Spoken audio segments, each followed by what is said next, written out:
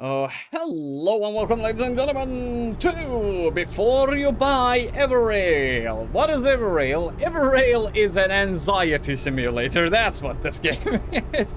It is an open world train game, survival, crafting, robot combating, station upgrading, glider making, modification adding, flying, collecting stuff from the atmosphere thingy.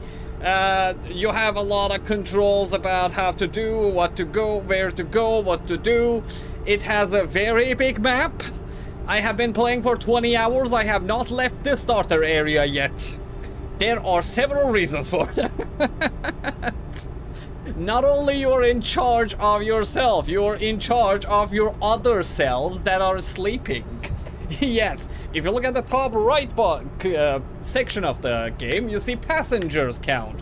2 out of 4. So the people who are now cryogenically sleeping in my train, I am feeding them. For some reason, I don't want to feed them. I want to be alone. Leave me alone. It's peaceful out here. It's just me and some robots that are trying to kill me. Like, it's very good. It's very nice. I don't need to feed you. If I die, it's permadeath, by the way. Yeah, you gotta save a lot in this game. You gotta save a lot in this game. There are a lot of spots that you can go and explore. They are all procedurally generated. Yes, this part of the map is static. If you go too much, it will start randomly making places for you to go. There is difficulty levels to places that you can go. Look, this is a level 1 ration place. This is a level 2 ration place. This is a level 3 ration place. They have different amounts of resources. Also, the game includes a lot of scrapping. Yeah, and you don't just play here. You have your player here. You can actually get off your train, like for example, see, like because let's go explore. I'll also show you inside the train and what's going on there. You have electricity. Like, look, anything, any minute in this game is a fight for a life. Let me pull the brakes. That's a 1 brake. We're slowing down. Your train can, by the way, derail if you go too fast. And that's our stop. Yeah, this is inside of your ship. You can actually make guns. You can do refinery stuff inside the refinery and get stuff done and upgrade your guns, your exosuit. Basically, anything that you can do, wear, or use in the game is upgradable. Yeah, and it's not upgradable by 1 tier. It has 3 tiers. Glider, 3 tiers. Train modification, 3 tiers. Scans, 3 tiers. Guns, 5 tiers actually. I don't know, for some reason. A lot of things are 5 levels for them. It is annoying. It is very annoying. And you have a battery. Look at the center top. Your train has a health bar, the integrity, and also battery. If your train is not moving, well, you're doomed, because you're running out of charge, and this planet is frozen. Yes. So if you don't have charge, your characters, all of them. Yeah, all of them. Whoever is leaving here, if you're playing this multiplayer, you and your friends, all of you freeze together. Yeah, deal with that.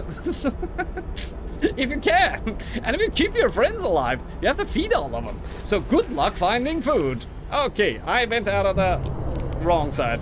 Yeah, and by the way, your character also feels cold, and he also feels hungry. So you have to keep those in check as well. Meanwhile, you're struggling for your life and going through all of these locations and trying to find your way. But now, these are what there is to the game. The game has problems, the game has its own mechanics, it has complex crafting, I'll tell you that. And the combat is not that complicated, it is a little bit glitchy and a little bit static at times. But anyways, we can do with that fact in other ways. Yeah, there are 2-3 types of enemies. The more you progress, the more you will see. There's looting factors. As I said, there's also the scrapping factors, but well, you have to get rid of the enemies a little bit before engaging in those kind of activities. This is also called, by the way, a tarantula. This is my favorite gun, by the way. Yes, the Hornet. The Hornet is actually a very good gun. And yes, see that guy? That guy is stuck on the ceiling. Yeah, the combat is not there yet. It's early access, so we have to be a little bit patient with these kind of things in the game.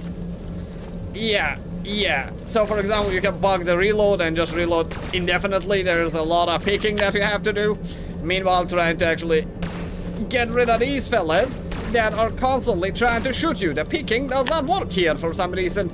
I am in trouble. I am trying to make a demo here. Can you go easy on me, please? Thank you. Why am I missing? By the way, yeah, the combat, if you sit, for example, your aim also gets better, so... Yeah, I missed him. Okay, be gone, pest. You pestilent creature. Where is your brother? Why can't I shoot? I usually do one-shot these. Like, now that I'm actually making a demo, I'm missing all of my shots. For some reason. Yeah, Mom, come. I'm playing a game. It's so awesome. I'm playing it so good. Dies immediately. This is that old school story about it. And there's like these stations that you can actually go, and it's bugged right now because it's saying that I'm at full health, but I am not. Oh, God. Who are you and why are you? Get down. Jesus. Let me live a peaceful demo life here. I'm trying to record a video, man. Come on. Yeah, and for example, like, look at the top, like, center. They said that like 9:33 minutes. When the timer is over, my ship will freeze. So yeah, I only have a limited amount of time to do whatever I want to do here.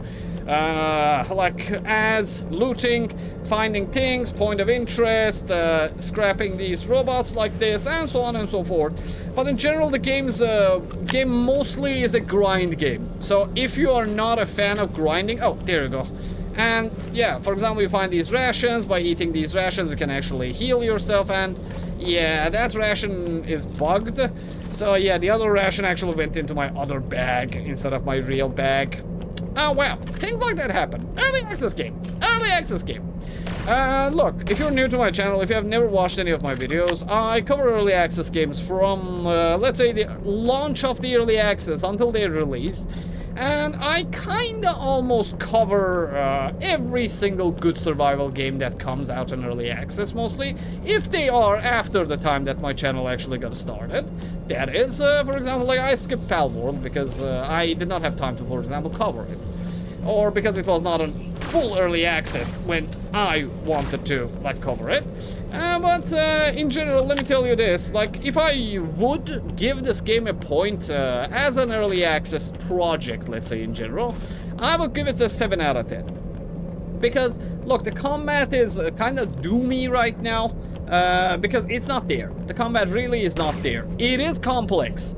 But, for example, the movement of the enemies, how, like, the creatures interact with each other, they actually, like, glitch. If you, like, push the limits and boundaries of the AI of the game a little bit, yeah. Let me see if... Yeah, see that? See that? Like, yeah, like, he lost me because I went from that cluster into this cluster. So, yeah, now, look, see?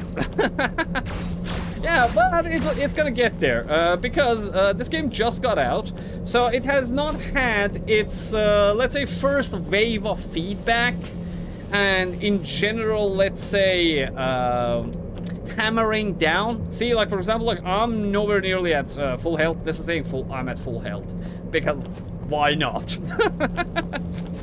So yeah, what I've been doing in the game, like, this is another thing about the game, like, because the game is procedurally generated, they actually done something nice. You don't even need to actually, like, leave the starter area in order to be able to make things, like everything, by the way, that actually exists in the game. That's a good thing.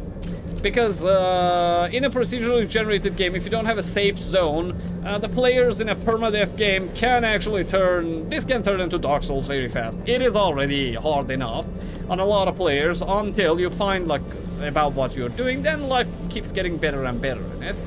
But in general, what I think after your, let's say, trial by fire is over, your first, like, 2, 3, 4, 5 hours, your couple of failures in general, let's say, direction of how the game works, how your hunger works, what is freezing, and so on and so on, what are passengers. After you get past those levels, it is actually a complex crafting game that needs a little bit of too much work.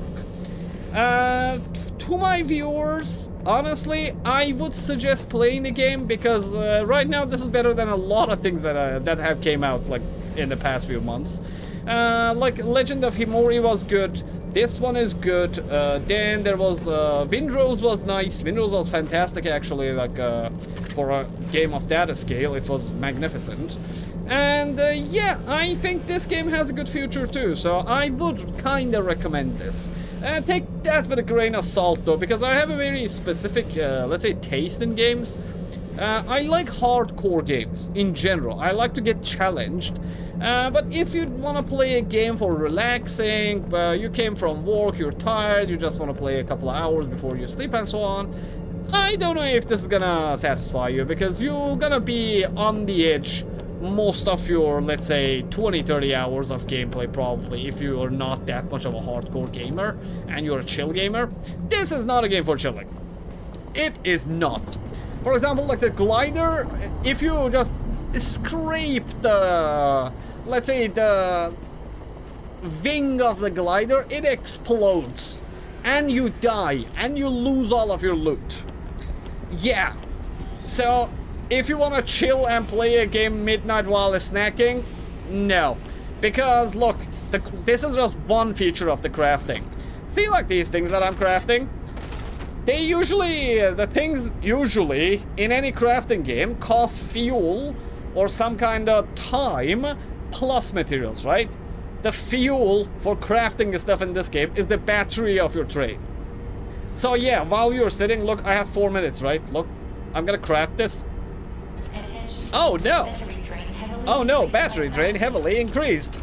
I wonder why.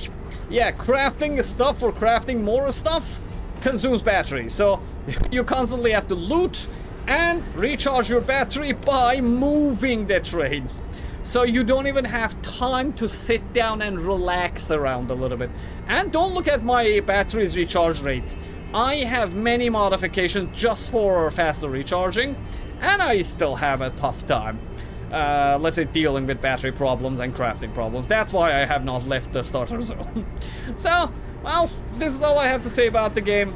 I would recommend playing it, but, well, critical hunger levels. Don't forget that it's a very early access game. Aside from being a very early access game, I love the idea. The idea is fantastic, the core mechanics are there. I think it just needs some time and love and feedback from a good game community. And well, I hope you guys enjoyed the game, and well, it's up to you to now play and watch more videos. If you want to subscribe, I will cover all of this game soon. I am actually, I started it like last week, but anyways. Thanks for watching, thanks for the likes, hypes, comments, memberships, supers, and everything. And if you have anything to say about the game, or about the channel, or you just want to say hi, leave a comment. I answer all of the comments. See you in the next video, and if it's nighttime, I hope you still play babies, and if it's daytime, if you have downloaded the game and you're playing it, there's a demo version, by the way. You can try the game out there before buying. And also, well, I hope every robot that you kill drops rations for you, because either you get that or everybody dies here. See you in the next video, fellas. See you in the next video.